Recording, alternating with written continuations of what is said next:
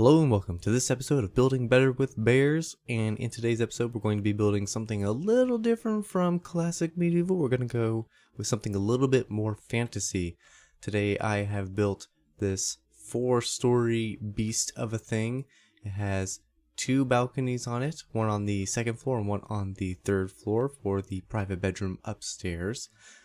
And we're going to do this video a little different today. We're going to try to do everything in my first person view to give you guys a feel for how easy this thing actually is to build. As an example for how easy this actually is, I built this in 10 minutes off the top of my head. So let me get some materials together and oriented and we'll get started. Alright, before we get started, this is going to be the shape of the house. It is 13 blocks by 9 blocks. In this format, we'll have a 3-block gap between each pillar with a weird 1-block gap up here in the corner for reference. And this will be the only strange one, 5-block gap on the right hand side. So again, it's 13 by 9. Now let's look at our materials. Everything in my inventory right now is everything you will need. The only ones that are optional are the shovel and the ladder. If you plan on using this thing, ladders will be required, but the shovel is definitely up to you for decoration purposes. Okay, so let's frame the whole thing out. We're going to go to each of these bits and bring them up 4. So they all should look something like this. We're going to take the same spruce log, we're going to connect them all the way around the building. Once they're all connected, we're going to add this little stub at the end of each of the pillars. So before we continue, we'll take a look around it just so you get a feel, make sure that you are on the same page as I am. And then we're going to continue with the frame. We're going to come to the ends of each of these little stub things and bring them up 4. 1, 2, 3, 4 on the ends of each of them until we get to the right hand side. We will actually stop here and round the corner here. 1, 2, 3, 4. And then 1, 2, 3, 4 on the 4th one.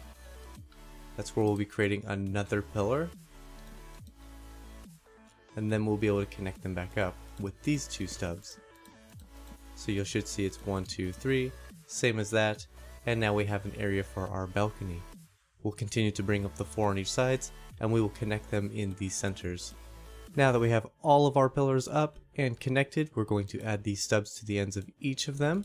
And once we have that, we're going to go ahead and bring these up 4 again, but not on the stubs. We're going to actually continue our original pillars. We're going to bring those up 4 blocks in height. And on the front hand side, instead of bringing these 2 up 4, we'll bring them up 1. And then we will round the corner again with the front pillar and the one on the side. You will probably have to place in some kind of temporary block so you can get the corner, but then we can go 1, 2, 1, 2, and then they'll connect up. We can actually add the inner pillar. This will now give us our room for our 3rd story balcony. With that, we're going to connect them all up, and we will add the stubs on each of them one more time. And the last part of the frame, we're going to have to place some temporary blocks. But we're going to come to the front, bring these up 1, place 2 temporary blocks, and then bring these up 2. You can break out your temporary blocks now, place in another temporary block, and another 2. So essentially that should bring us up with a 1 on each side, 2 for the next layer, and 2 for the final layer. We're going to repeat that on the back side. So again, 1, 1, temporary, temporary, 2, 2, break the temporaries, place a new temporary, and 2. Break it out, and that frame is done. And we'll do the same on this side, where it's 1, 2, 1, 2, a temporary, 1, 2. So this one should be smaller, and you'll be able to line it up with the frame that is in the corner of the top balcony. We will repeat the same thing on the other side. 1, 2, 1 block space, 1, 2, temporary block, 1, 2, break it. And now everything we should need at this point for actual spruce logs is done. You will not need spruce logs anymore. Now we're going to move on to each of the walls. We're going to do one layer at a time, as with the addition of each wall we will add in the floor. So we're going to grab our stone brick stairs for the bottom floor, and you can pick any corner, but we're going to bring up pillars of 3 to fill in the holes. Once you reach the 5 block wide one, you will just do it like normal, except there'll be an additional pillar. So this will be 3 pillars instead of 2 for these kinds of gaps.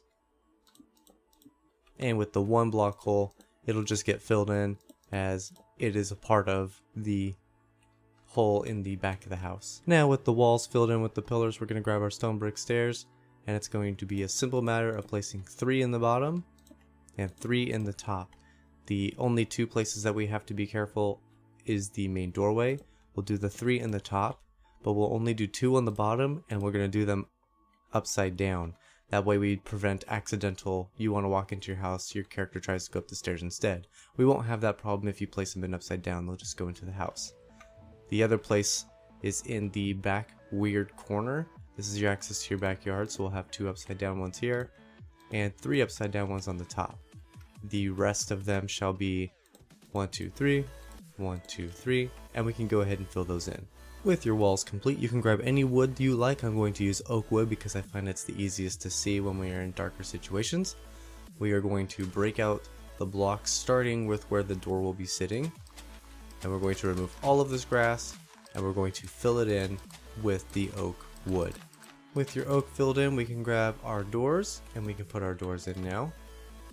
And with the doors placed in, we can grab any kind of pane. I like the light blue, I think it looks best with the spruce wood, and we can fill in the windows.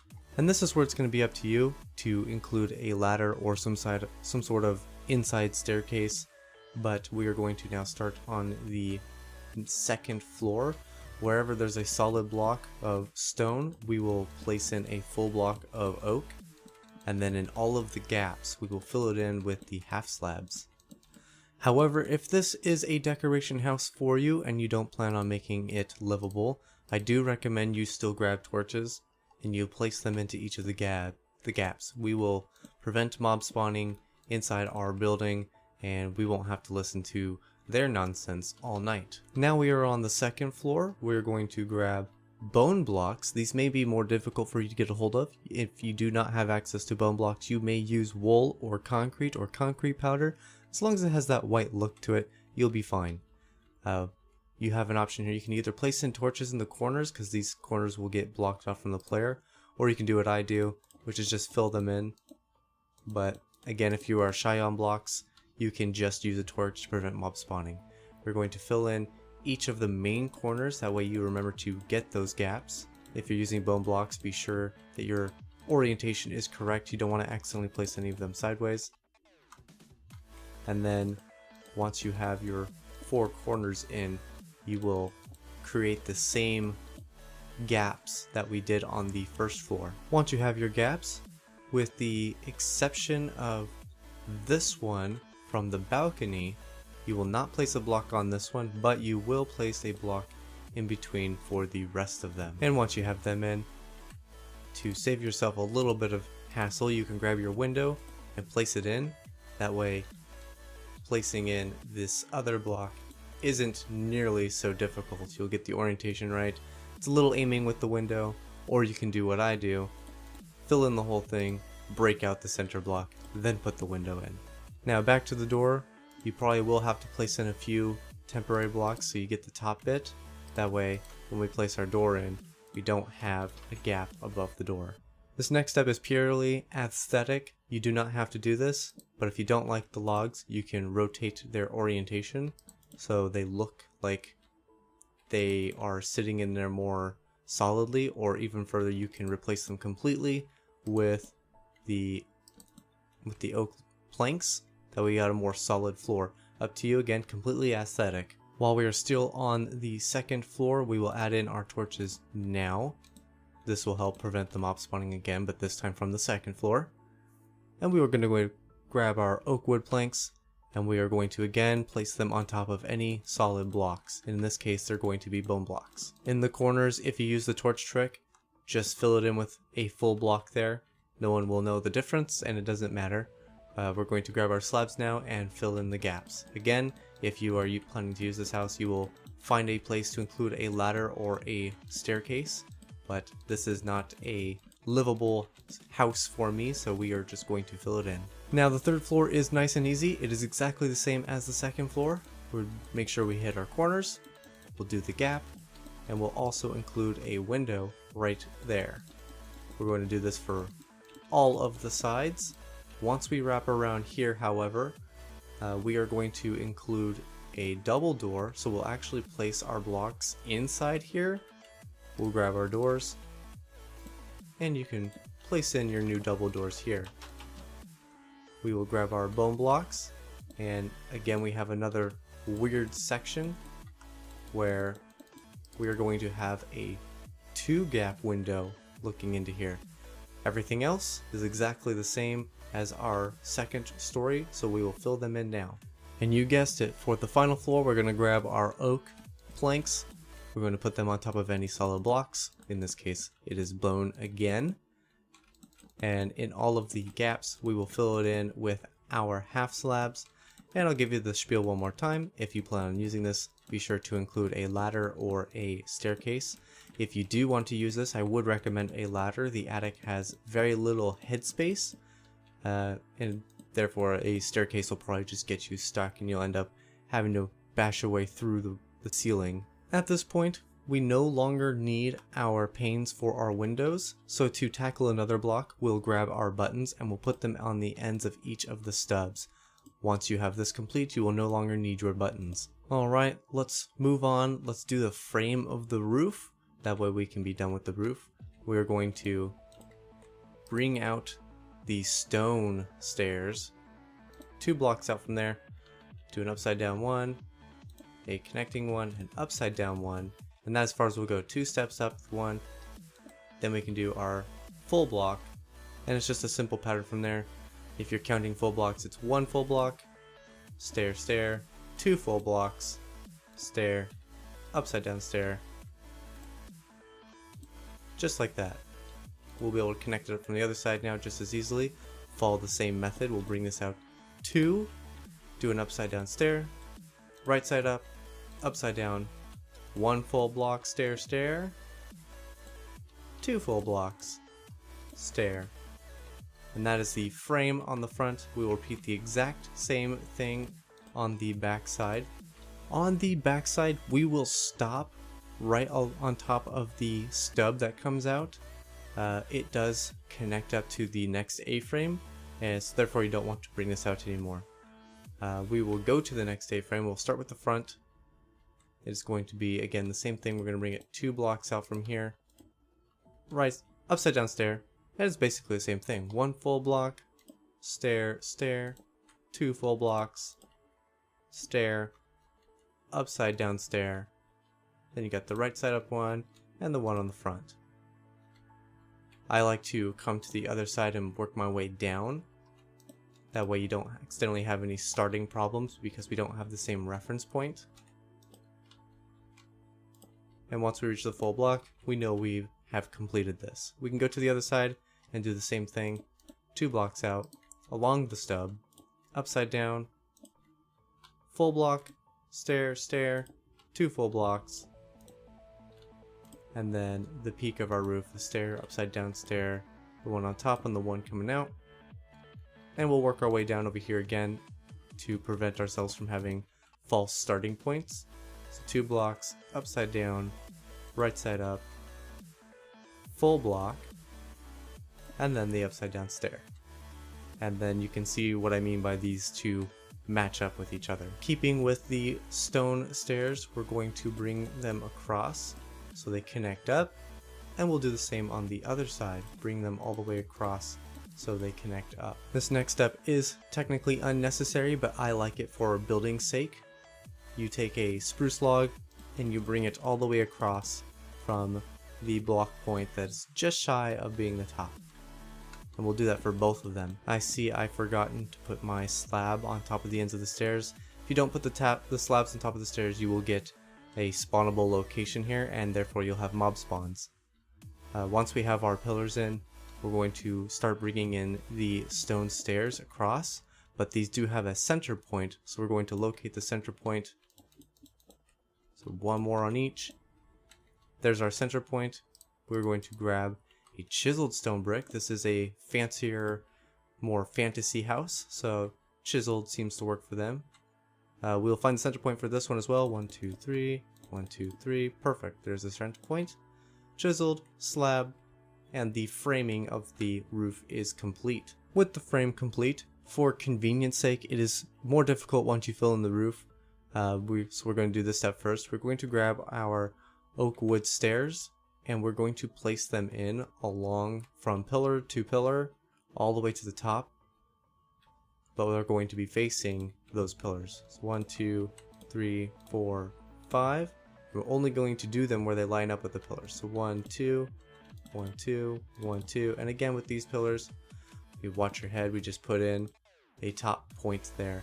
So you should have a bunch of stairs stacked on top of each other facing outward. That'll give us this shape on the other side, which we can help hide with our fences. The way those stairs are placed in, we get slightly weird lighting coming through there, but I really like that lighting. It kind of gives the place a more alive feel. So we are going to repeat that process on the other side, and we'll also repeat the process with the fence. We're going to continue on over and do the same thing over here. 1, 2, 1, 2, 1, 2, and again watch your head. 1, 2. Repeat it on the other side, and then we'll wrap those up with our fence one more time. This time it only takes 2 fence to fill those in. Don't forget, like I did, that we need to bring the stone stairs across on the corner. We're going to now fill in our roof. It's going to be spruce stairs and spruce planks. In these holes, you'll have to place in an upside down spruce stair. That way you can't see up into the roof from ground level. There's 5 holes in total that you have to fill in, so if you're counting, be sure that you fill in all 5. Now we're going to fill in the roof. It is going to be very simple. We are going to follow the same block pattern as our frame. We're just going to fill these in. We will start with the main roof first and stop when you reach the top. We got a weird section right here that we need to fill in. So you can fill in this outside and the outside for this one. And I will meet you in the center so we can work on this together. And with both of the outsides filled out, we're going to start with the front corner. It is the easiest corner to do. We'll just fill this in like normal for 3 blocks in. And then essentially what we're going to do is we're going to find this bottommost stair on the smaller A-frame, and we're just going to bring that across. That's going to be our starting point for the roof here. You'll notice that if we were to just place in the stair here, we will have a gap. So we're going to take our spruce planks and we're going to fill these in across. This will prevent any gaps on the inside.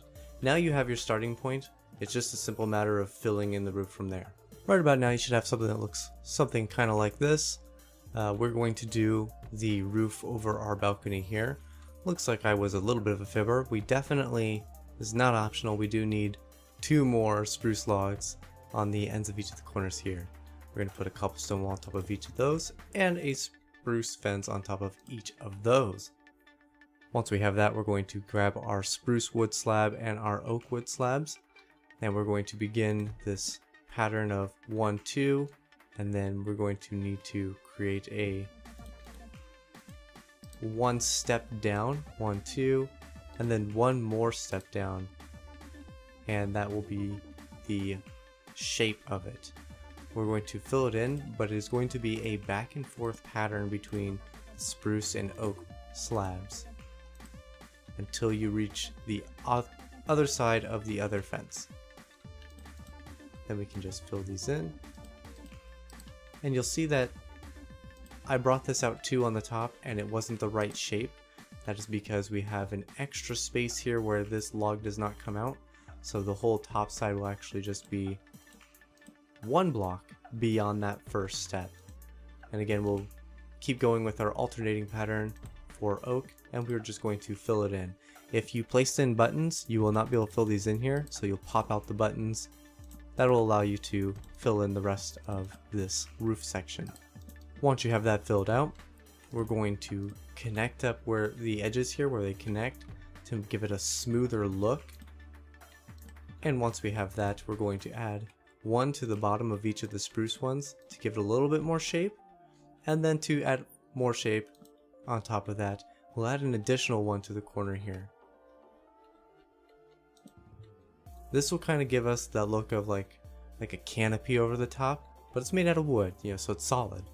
But we maintain that kind of leisurely look that we're wanting. Alright, let's grab our dark oak and we're going to tackle everything that we need with the two of them. We'll start with the slab, it is the easiest. We'll come to the balcony on the 3rd floor and place one on top of each of the logs.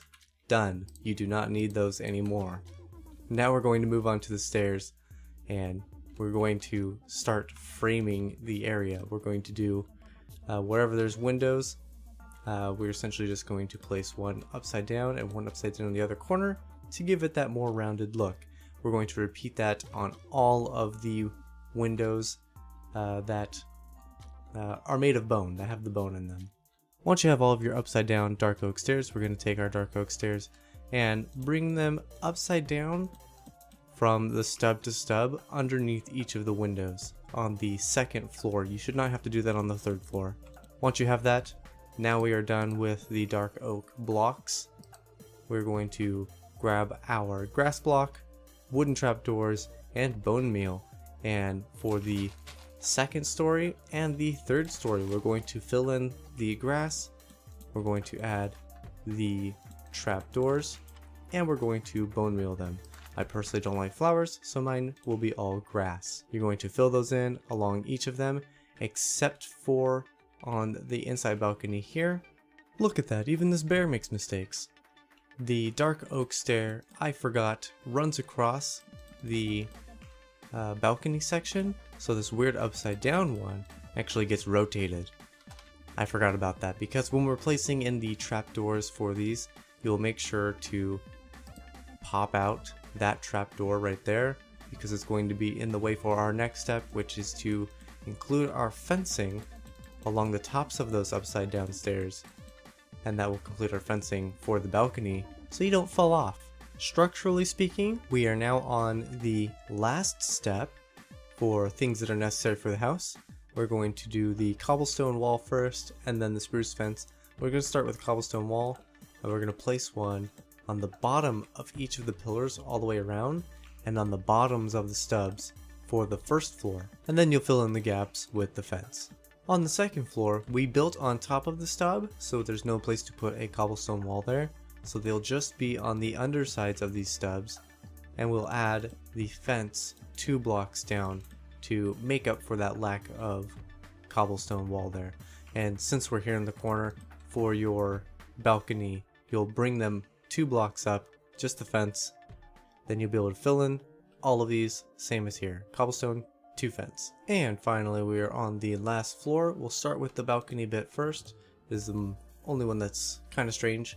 We'll do the cobble on the 2 stubs with a fence on top, but instead of connecting this up with a fence, we're going to connect these up with the cobblestone walls. Now we'll be able to repeat the same process, the cobblestone wall for each of the stubs with a fence between it, and we'll repeat it all the way around. You will not do any of the cobblestones or fencing on the inside of the porch or the balcony sections. You'll just leave them as is. With that, the building part of your house is complete. This house is done. If you want to do more, you can add a traditional fence like I did with my place. 3 block wide path. This is a fancier upscale place, so they probably have a nicer, richer, fuller path than most would. You can use cobblestone blocks. It's not a part of my original build palette, but if you want to add a little bit more texture to their pathway, it is totally acceptable to use cobblestone in this instance. If you do build a 3 wide road, then you'll have a nice framing point for your fence on the outside. I personally like this type of fence best, where it's just a couple of full blocks and some stairs on top, It's got that weird shape to it, not totally necessary. And then for actual fence purposes, so it's functional, we'll connect them up with the slab on the floor and then the slab on the bottom half of the stairs. This will prevent players from being able to jump in or use it. So it's actually a functional fence.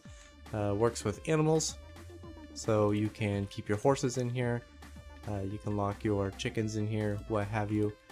The only word of note I have for you with this particular type of fence, if you breed animals in here, babies can typically escape through these gaps because they are small enough to do it.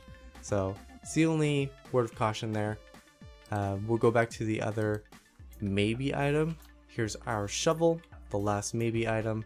You have a back door, which gives you this whole backyard to do something with. And I like to just like tamp it down a little bit. That way it looks like this is used. Get some shape in there, round it out. That should be the only place that you will need a shovel. With that, that is my 4-story, if you count the attic, my 4-story fantasy medieval build. I hope you guys enjoyed this build. I hope you like it. I hope you include it in your world.